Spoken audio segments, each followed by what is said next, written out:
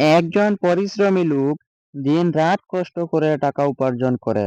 একদিন তিনি একটি ইটের বোঝা মাথায় করে নিয়ে যাচ্ছেন এবং সেই রাস্তা দিয়ে একটি ছেলে হেঁটে যাওয়ার সময় দুর্ভাগ্যবশত একটি ইট সেই ছেলেটির পায়ে পড়ে যায়। ছেলেটি সেই পরিশ্রমী লোককে খুব মারতে থাকে।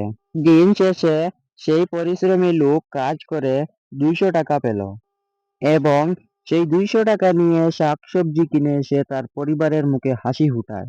অন্যদিকে একজন অফিসার, যে কাজের জন্য মানুষের কোনো টাকার প্রয়োজন নেই, সেখানে তিনি মানুষের কাছ থেকে হাজার হাজার টাকা নিচ্ছেন।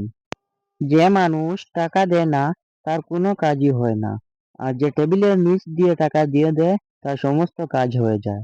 বন্ধুরা, আমরা এত বোকা হয়ে গেছি যে যে মানুষ আমাদেরকে চুষে হারামভাবে উপার্জন করছে তাকে আমরা স্যার বলে ডাকছি, আর একজন শ্রমিক দিন রাত পরিশ্রম করে টাকা উপার্জন করছে তবুও আমরা তাকে ঘৃণা করছি।